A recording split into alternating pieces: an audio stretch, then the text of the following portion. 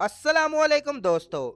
क्या आप जानते हैं दुनिया का वाहिद एटमी इस्लामी मुल्क कौन सा है? क्या आप जानते हैं कि एक वक्त ऐसा भी था जब पाकिस्तान ने जापान और जर्मनी को कर्जा दिया था? पाकिस्तान में कौन सी ऐसी जगह हैं जिन्हें देखकर लोग स्विट्जरलैंड को भी भूल जाते हैं? यहाँ के लोग कैसे रहते हैं, मुआशरत कैसी है, तारीख कितनी पुरानी है और मुस्तकबिल में पाकिस्तान कहाँ जा सकता है? आज की इस दिलचस्प वीडियो में हम पाकिस्तान के माजी, हाल और मुस्तकबिल को आसान अल्फाज में जानने की कोशिश करेंगे। अगर आपको जियोग्राफी, तारीख और ट्रैवल वीडियोस पसंद है तो welcome to geography by Ahad. Video को आहर तक जरूर देखिएगा क्योंकि आहर में हम पाकिस्तान के बारे में चंद ऐसे हकाइक भी बताएंगे जो शायद आपने पहले कभी ना सुने हों। दोस्तों, पाकिस्तान का सरकारी नाम इस्लामी जमहूरिया पाकिस्तान है। ये जनूबी एशिया का एक खूबसूरत और अहम मुल्क है जिसकी बुनियाद 14 अगस्त 1947 को रखी गई। इतनी ताकत मौजूद है। इसकी आबादी तकरीबन 25 करोड़ के करीब है और आबादी के लिहाज से दुनिया के बड़े ममालिक में शुमार होता है। पाकिस्तान की सरहदें भारत, चीन, अफगानिस्तान और ईरान से मिलती हैं, जबकि जनूब में बैरुल अरब वाक़या है जो तजारत के लिए बहुत अहम समुंदर समझा जाता है। पाकिस्तान सिर्फ एक नया मुल्क नहीं बल्कि हजारों साल पुरानी तहजीबों की सरजमीन भी है। मोइनजोदड़ो और हड़प्पा जैसी कदीम बस्तियां इस बात का सबूत है कि यहाँ हजारों साल पहले भी तरक्की याफ्ता लोग आबाद थे। बाद में इस खित्ते में मुख्तलिफ सल्तनतों ने हुकूमत की जिनमें गजनवी, मुगल और सिख सल्तनत भी शामिल है। 1947 में बरसगीर की तकसीम के बाद पाकिस्तान एक आज़ाद मुल्क बन गया। आज भी मुल्क के मुख्तलिफ शहरों और मौजूद तारीखी किले, मसाजिद और आसार कदीमा इस अजीम तारीख की याद दिलाते हैं। पाकिस्तान मुख्तलिफ ज़ुबानों और सकाफ़तों का हसीन इम्तजाज है। यहाँ पंजाबी, सिंधी, पश्तो, बलोची, सराइकी, कश्मीरी और कई दूसरी ज़बानें बोली जाती हैं, जबकि उर्दू कौमी ज़बान है। हर सूबे के अपने रस्म व रवाज, लिबास, खाने और त्यौहार हैं जो पाकिस्तान को एक मुनफरिद शनाख्त देते हैं। पाकिस्तानी लोग अपनी मेहमान नवाजी की वजह से पूरी दुनिया में मशहूर हैं और आने वाले मेहमानों का दिल से इस्तकबाल करते हैं। यही रंगारंग सकाफत पाकिस्तान को दूसरे ममालिक से मुख्तलिफ बनाती है।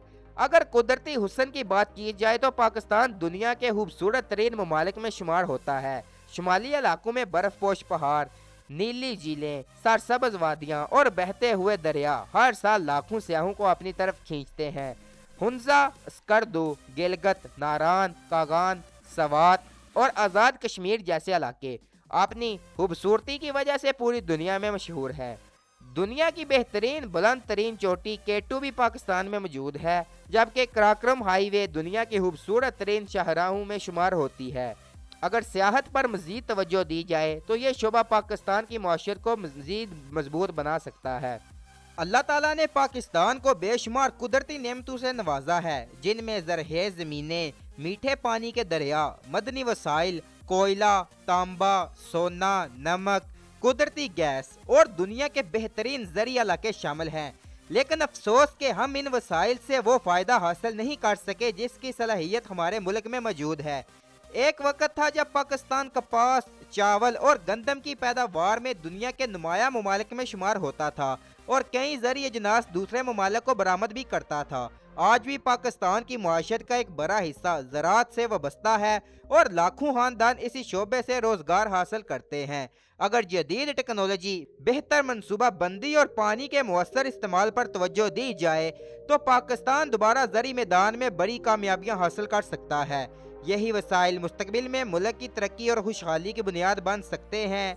पाकिस्तान के हर बड़े शहर की अपनी एक अलग शनाख्त और अहमियत है। लाहौर को पाकिस्तान का सकाफती दिल कहा जाता है, जहाँ तरीही इमारतें, खूबसूरत बागात, मशहूर खाने और कदीम बाजार हर आने वाले को अपनी तरफ मुतवज्जो करते हैं। कराची मुल्क का सबसे बड़ा शहर, सबसे बड़ी बंदरगाहें और मुआशी मरकज़ है, जहाँ से पाकिस्तान की बड़ी मिकदार में दरामदात और बरामदात होती हैं।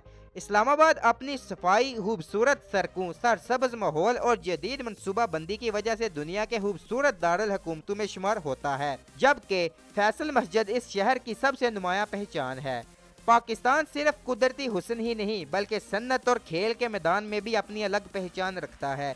दुनिया भर में इस्तेमाल होने वाले आला मियार के हाथ से सिले हुए फुटबॉलों की बड़ी तादाद پاکستان کے شہر سیالکوٹ میں تیار کی جاتی ہے اور کئی عالمی ٹورنامنٹس میں استعمال ہونے والی فٹ بالیں بھی یہیں بنائی گئی ہیں۔ اس کے علاوہ سرجیکل آلات، کھیلوں کا سامان، ٹیکسٹائل، چاول، آم، کنو اور دیگر مصنوعات بھی پاکستان اور دنیا کے مختلف ممالک کو برآمد کی جاتی ہیں۔ دوسری طرف شمالی پاکستان، آزاد کشمیر، سوات، ہنزا، اسکردو اور دیوسائی جیسے علاقے ہر سال لاکھوں سیاحوں کو اپنی طرف متوجہ کرتے ہیں۔ پاکستان کے موجودہ حالات کو دیکھ کر بہت سے لوگ سمجھتے ہیں کہ شاید یہ ملک ہمیشہ سے مشکلات کا شکار تھا، لیکن حقیقت اس کے برعکس ہے۔ 60 اور 70 کی دہائی میں پاکستان کو ایشیا کی تیزی سے ترقی کرنے والے ممالک میں شمار کیا جاتا تھا۔ اس کی صنعت، زراعت اور معیشت مضبوط تھی اور دنیا کے کئی ممالک پاکستان کی ترقی کو مثال کے طور پر دیکھتے تھے۔ وقت گزرنے کے ساتھ سیاسی عدم استحکام، بدعنوانی، ناقص منصوبہ بندی، کمزور تعلیمی نظام اور بڑھتی ہوئی آبادی نے ترقی کی رفتار کو متاثر کیا۔ پاکستان کے ڈاؤن فال کا سب سے بڑی وجہ اس کی کرپشن تھی جو پولیٹیکل پارٹیز کرتی ہیں۔ پاکستان کے نوجوان، کاروباری طبقہ، سیاستدان، انجینئر اور بیرون ملک مقیم پاکستانی آج بھی ملک کی ترقی میں اپنا کردار ادا کر رہے ہیں۔